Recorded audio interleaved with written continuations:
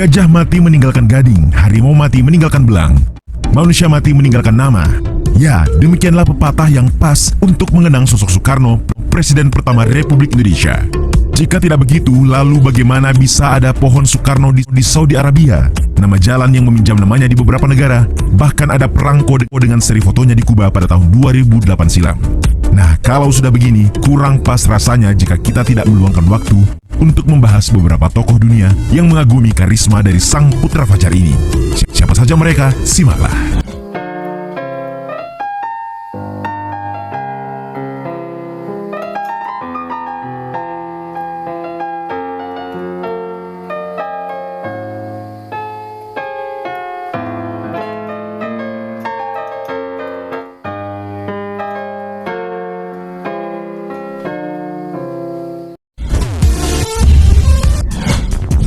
Nelson Mandela.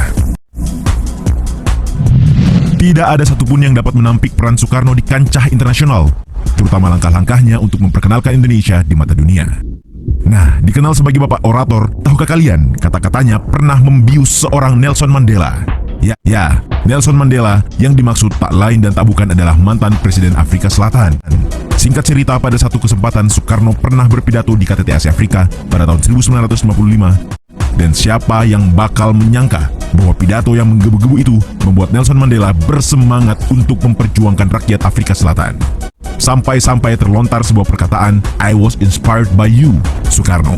Demikianlah Nelson Mandela pernah berucap. Bukti lainnya kembali diperlihatkan Nelson Mandela ketika ia berkunjung ke Bandung pada tahun 1990. Mengunjungi gedung Asia Afrika, Mandela dibuat kecewa lantaran tak menemukan potret Soekarno di sana. Padahal tempat yang menyimpan sejarah pertemuan konferensi tingkat tinggi negara-negara Asia Afrika pada tanggal 18 sampai 24 April 1955 tersebut begitu berharga baginya. Kemudian kembali ditegaskannya bahwa semua pemimpin negara besar, termasuk dirinya, mengapresiasi Soekarno saat berbicara di forum tersebut. Pandit Jawaharlal Nehru. Masih tentang konferensi tingkat tinggi negara-negara Asia Afrika. Satu lagi pemimpin negara yang turut serta di dalamnya dan juga menyimpan kekaguman terhadap sosok Soekarno. Nah, adapun tokoh yang dimaksud adalah Perdana Menteri India, Jawaharlal Nehru. Keduanya bertemu dan memiliki andil dalam terbentuknya gerakan non-blok lewat KTT Asia Afrika di Bandung 1955. Bahkan dunia pun mencatat bagaimana keduanya menjadi pemimpin pertama sekaligus mendapat julukan Founding Father atau Bapak Bangsa di negara masing-masing. Berkat peran Nehru di awal kemerdekaan Indonesia, Soekarno sampai berkata bahwa India dan rakyatnya terikat erat pada kami dengan darah dan kebudayaan. Hubungan ini telah terjalin dari awal tercatatnya sejarah. Kata India juga akan selalu ada dalam hidup kami. Sebagian kata itu merupakan rangkaian huruf pertama yang kami pilih untuk menamai bangsa dan negara ini, kata Soekarno. Sejalan dengan itu, Nehru pernah menyampaikan kekagumannya dengan berkata, "Datanglah dan bertanyalah kepada pamanmu Soekarno, jika memiliki pertanyaan-pertanyaan sulit." Hal ini dikatakan Jawaharlal Nehru kepada putrinya, Indira Gandhi. Charles de Gaulle. Tokoh lainnya yang menyimpan kekaguman terhadap Soekarno adalah sosok mantan Presiden Prancis Charles de Gaulle. Sama seperti Soekarno, namanya pun diabadikan menjadi nama bandar udara, yaitu Bandara Internasional Charles de Gaulle, yang menghubungkan kota Paris dengan kota-kota lainnya. Dikisahkan bahwa di awal de Gaulle tidak menyukai Soekarno. Alasannya karena sepak terjang beristri banyak mengesankan ia sebagai pemimpin Asia yang doyan perempuan. Tapi yang terjadi kemudian, setelah bertemu, persepsi de Gaulle berubah dan malah ia mengatakan, "Saya baru saja bertemu dengan orang paling cerdas di muka bumi ini dan dia adalah Soekarno." Nah, adapun hal ini sehubungan dengan kekaguman de Gaulle atas wawasan Soekarno yang sedemikian luas serta kepandaiannya berbicara dalam bahasa Prancis. John F. Kennedy. Sebenarnya tidak ada yang tahu betul bagaimana cara mantan Presiden Amerika Serikat ini menunjukkan kekagumannya terhadap sosok Soekarno. Yang pasti sejarah mencatat bahwa mantan Presiden ke-35 tersebut juga pernah takluk kepada Soekarno meski pernah ada masalah di antara keduanya. Ya, pernah dalam satu waktu John F. Kennedy mendukung pemberontakan di beberapa wilayah Indonesia. Namun terlepas dari itu, pada tahun 1961, saat berkunjung ke Amerika Serikat, Soekarno membujuk John F. Kennedy agar mau memberikan helikopter guna merebut Irian Barat dari tangan Belanda. Setibanya di Gedung Putih, Presiden Kennedy membuka pembicaraan. Nota percakapan antara Kennedy dan Soekarno termuat dalam arsip Foreign Relations of the United States 1961 sampai 1963, volume 13. Southeast Asia, dokumen nomor 172. Tahukah kalian apa yang terjadi setelahnya? Ya, misi Soekarno berhasil.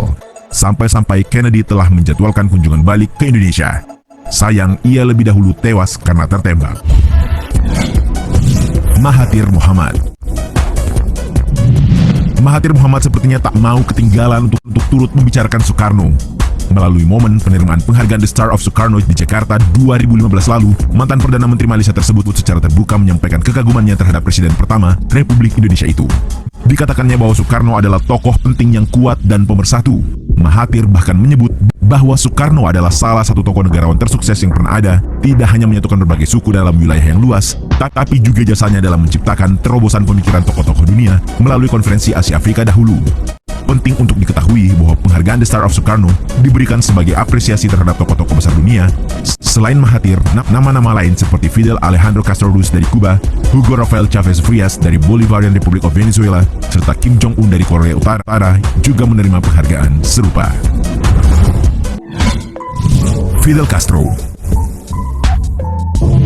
Jika kalian pernah mendengar tentang revolusi Kuba, tentu saja nama Fidel Castro tak asing bagi kalian. Ya, Castro adalah mantan presiden dan pemimpin Kuba yang ternyata juga menjadi pengagum Bung Karno. Kekaguman Castro bermula ketika ia membaca terjemahan dalam bahasa Inggris Indonesia menggugat pidato pembelaan Bung Karno di depan Landrat Bandung tahun 1931. Nah, sama seperti Nelson Mandela, risalah inilah yang kemudian dianggap Castro sejalan dengan revolusi yang dibutuhkan Kuba. Keduanya lalu saling mengunjungi. Soekarno yang lebih tua 25 tahun menjelaskan tentang revolusi dan Castro mendengarkan dengan saksama layaknya seorang murid. Saat berkunjung ke Kuba pada tanggal 13 Mei 1960, seperti ditulis dalam buku Soekarno Punya Cerita, warga Kuba berdiri di sepanjang jalan yang dilewati Soekarno lalu bersorak, "Viva Presiden Soekarno." Puncaknya pada tahun 2008, Soekarno hanya tinggal nama, sementara Castro berusia 80 tahun, Kuba merilis 2 perangko bergambar Soekarno, satu bersama Che Guevara dan satu yang lain tentu saja bersama Fidel Castro. Che Guevara. Sebelumnya telah dibahas mengenai perangko bergambar Soekarno dan Che Guevara di Kuba. Nah, pertanyaannya, siapakah Che Guevara dan bagaimana ia memiliki hubungan dengan Soekarno? Ya, mengenal Fidel Castro kurang lengkap rasanya tanpa menyebutkan nama pakar teori militer asal Argentina berhaulan Marxis Ernesto Guevara, lebih dikenal dengan nama Che Guevara. Faktanya, pejuang revolusi yang juga merupakan seorang dokter ini dikenal dunia ketika bersama dengan Fidel Castro membebaskan Kuba dari cengkraman junta militer Batista. Layaknya Castro, Che juga mengendaikan Soekarno sebagai guru, bahkan dirinya lah yang pertama kali berkunjung ke tanah air untuk selanjutnya mengajak Soekarno memenuhi undangan Fidel Castro. Dan benar saja, Oktober 1960, Bung Karno melawat ke Kuba. Sambutan hangat yang diterima Soekarno membuktikan betapa dirinya begitu dihargai. Terlebih ketika ia diberi kesempatan memaparkan konsep marxisme, kemandirian di bidang ekonomi. Hebat sekali bukan? Itulah tadi sejumlah tokoh penting yang ternyata menyimpan kekaguman terhadap sosok Presiden pertama Republik Indonesia, Soekarno. Nah, bagaimana dengan kalian? Apakah kalian ikut kagum juga?